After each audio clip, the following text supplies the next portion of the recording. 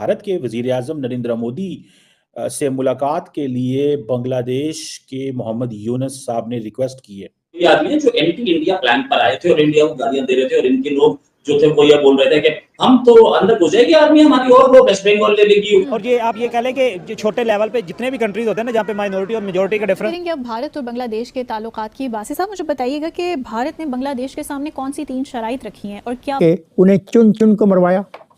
देखें हम बड़े अच्छे दिन इंटरव्यू कर रहे हैं। किधर गया वो, इसलिए छोड़ो। हसन साहब, हसीना वाजिद के मुल्क से फरार होने के बाद उनकी सरकारी रिहाइशगाह पर मुजाहिरीन वो भारत से मुतनफ़िर थे और यकीनन वो उस सिलसिले में बहुत आजिज भी थे। इस तरह कंप्लीटली इग्नोर कर देना भी शायद बेहतर नहीं होगा। हाँ, हो सकता है खड़े खड़े मुलाकात कर लें, कई दफा होता है। मुझे पता है कि मुझे किससे क्या चाहिए और मुझे कैसे इस काम को चलाना है।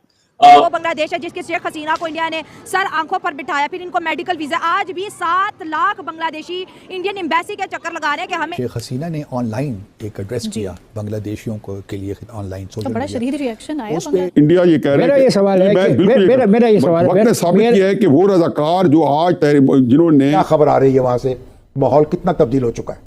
शामी साहब, माहौल तब्दील तो हुआ है, इसलिए कि 15 साल के। जय हिंद दोस्तों, ऐसे भारत मीडिया में आप सभी का स्वागत है। तो दोस्तों, बांग्लादेश के मोहम्मद यूनुस सरकार ने भारत के प्रधानमंत्री नरेंद्र मोदी से मुलाकात करने की बात कहा है। दरअसल बांग्लादेश चाहता है कि भारत के प्रधानमंत्री नरेंद्र मोदी और मोहम्मद यूनुस के बीच बातचीत हो। इसको लेकर पाकिस्तान मीडिया में काफी चर्चा का विषय बना हुआ है। दरअसल दोस्तों, अगले महीने बैंकॉक में सम्मेलन के दौरान द्विपक्षीय बैठक करना चाहता है बांग्लादेश सरकार, लेकिन इस बीच भारत के विदेश मंत्री जयशंकर ने कहा कि बांग्लादेश के साथ कोई भी बातचीत नहीं होगा। आप लोग को वीडियो के हाईलाइट में देखने को मिला होगा किस प्रकार पाकिस्तान का मीडिया ये दावा कर रहा है कि अगले महीने होने वाले सम्मेलन के दौरान नरेंद्र मोदी ने मोहम्मद यूनुस से मिलने से इनकार कर दिया है। आप लोग वीडियो के हाईलाइट में देखने को मिला होगा किस प्रकार पाकिस्तान का मीडिया ये भी दावा कर रहा है अगर भारत ने इनकार किया तो इसके वजह में समझ में आता है क्योंकि शेख हसीना की सरकार गिरने के बाद से बांग्लादेश भारत के रिश्ते अच्छे नहीं हैं। इसके वजह से भारत का प्रधानमंत्री नरेंद्र मोदी मोहम्मद यूनुस से नहीं मिल सकता है। दरअसल दोस्तों, भारत का रिश्ता हसीना सरकार के समय बांग्लादेश से बहुत अच्छा था, लेकिन फिलहाल दोस्तों इस समय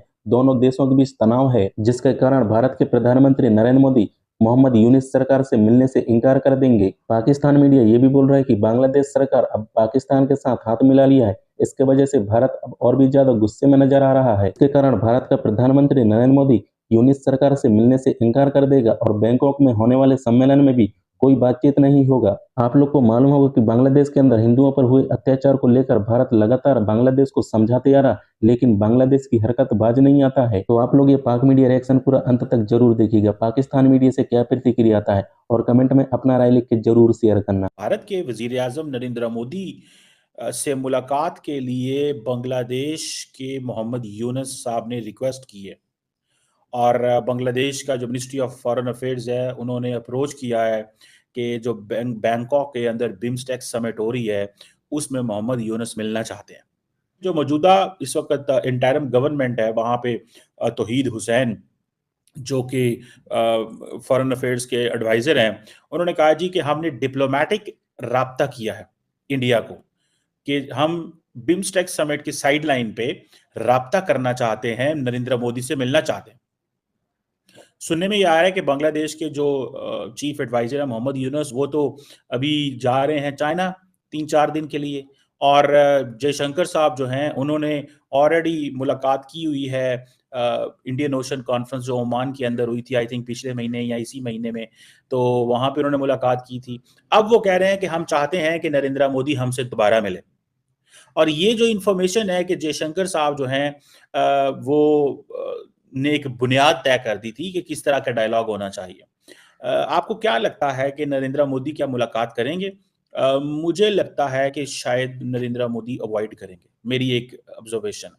ठीक है जी, मैं नहीं समझता कि नरेंद्र मोदी मुलाकात करेंगे। उसकी वजह ये है कि दैट इज हाउ प्रेशर डाला जाएगा। अब ये बताएं ना, शेख हसीना वाजिद को क्या पैगाम जाएगा कि शेख हसीना वाजिद की क्या रेलिवेंस है भाई? उन्होंने कहना है, शेख हसीना वाजिद ने कहना है कि जिस बंदे ने मुझे निकाला या जिस बंदे को निकाल के जिस बंदे को बिठाया गया है मेरी जगह पे, आप उससे मुलाकातें कर रहे हैं और मैं यहाँ पे एग्जाइल में बैठी हुई हूँ और मैं तो भारत की एसेट थी। समझ रहे हैं बात को? सो जो इंडिया का मेन एसेट है वो दिल्ली में बैठा हुआ है और नरेंद्र मोदी ढाका के मौजूदा जो इंटरिम सेटअप के बंदे हैं उससे मुलाकात कर रहे हैं। इसको आप कैसे देखते हैं? समझ रहे हैं आपको बात को? लेकिन जारी बात है शेख हसीना वाजिद के लिए this is an important thing, लेकिन नरेंद्र मोदी के लिए भी एक इंपॉर्टेंट चीज है। इस तरह कंप्लीटली इग्नोर कर देना भी शायद बेहतर नहीं होगा। हाँ, हो सकता है खड़े खड़े मुलाकात कर लें, कई दफा होता है खाने पे, डिनर, लंच पे साइड पे खड़े हैं तो मुलाकात होगी। अदरवाइज ये कहना कि वो कोई ऐसी मुलाकात होगी, मुझे नहीं लगता। और ये जो जिसे वो कहते हैं ना कि एक सितंबर 2024 में आई थिंक कोई मुलाकात हुई थी UNGA में इंडिया और बांग्लादेश के लोगों की, और फिर ये फैसला किया गया था कि भाई साहब अब किस तरह चीज़ों को लेके चलना है। लेकिन मैं आपको बात बताऊं, इंडिया और बांग्लादेश जो है उनके मामलात संभल नहीं रहे अभी, और बांग्लादेश भी मुसलसल टफ लाइन ले रहा है, बांग्लादेश भी स्लो नहीं जा रहा।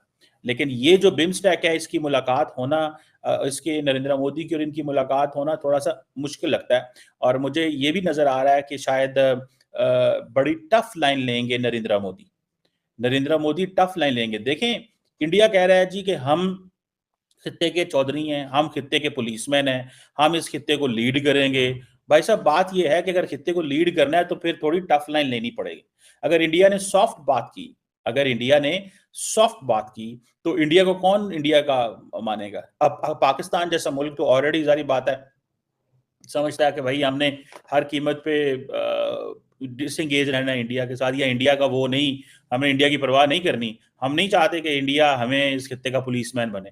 सो पाकिस्तान एक डिफरेंट लाइन लेंथ पे चल रहा है। कि बांग्लादेश और भारत के जो प्राइम मिनिस्टर्स हैं वो आपस में उनके मिलने की बात हो रही है, क्या लगता है आपको?